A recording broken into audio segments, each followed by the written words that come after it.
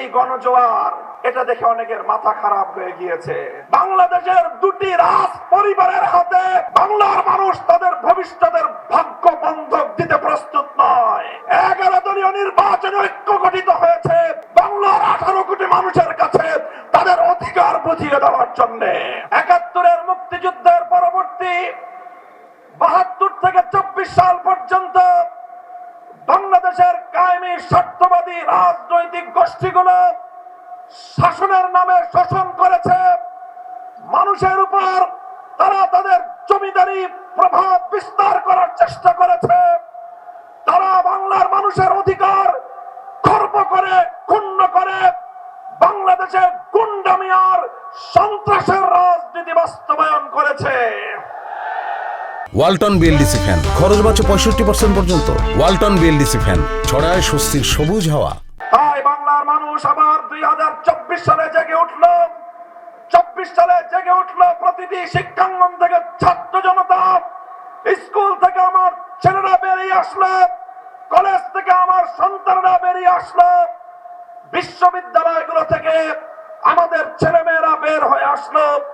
আলিয়া মাদ্রাসা, কওমি মাদ্রাসা সব ভেদাভেদ ভুলে গিয়ে রাজপথে তারা জড়ো হলো। আমার তরুণ ছাত্র জনতা তিতুমিরের লাঠিয়াল হয়ে বাংলার রাজপথে আবার তারা জমিদারি প্রথার বিরুদ্ধে, রাজাগিরি বাবুগিরির বিরুদ্ধে তারা বিদ্রোহ ঘোষণা করলো।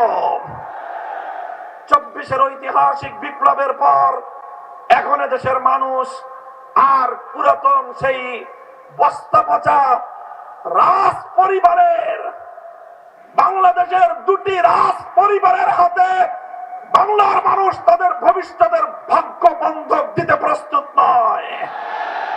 তাই আজ বাংলাদেশের জাগরণ সৃষ্টি হয়েছে। শুধু জাগরণ নয়, এক মহা জাগরণ তৈরি হয়েছে। ধর্ম বর্ণ নির্বিশেষে এদেশের মানুষ বিশ্বাস করে 11 দলীয় নির্বাচনী ঐক্য, এই ঐক্য গঠিত হয়েছে কোন নেতার ভাগ্য পরিবর্তনের জন্য নয়। এই ঐক্য গঠিত হয়েছে কোন দলকে ক্ষমতায় নেওয়ার জন্য নয়। এই ঐক্য গঠিত হয়েছে কোন জোটের স্বার্থ সিদ্ধির জন্য নয়। 11 দলীয় নির্বাচনী ঐক্য গঠিত হয়েছে বাংলার 18 কোটি মানুষের কাছে তাদের অধিকার বুঝিয়ে দেওয়ার জন্য। তাই আজ এই গণজোয়ার এটা দেখে অনেকের মাথা খারাপ হয়ে গিয়েছে। এখন তারা পাগলের মতো প্রলাপ বকতে আরম্ভ করেছে।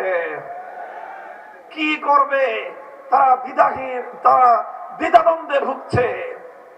কখনো তারা প্রকাশ্যে বলে গণভোটে হ্যাঁ ব্যালটে ভোট দেওয়ার জন্য, আবার তলে তলে বলে না ব্যালটে ভোট দেওয়ার জন্য।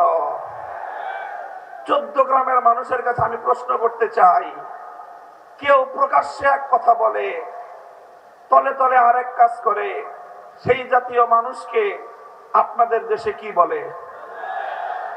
জোরে বলেন, কি বলে?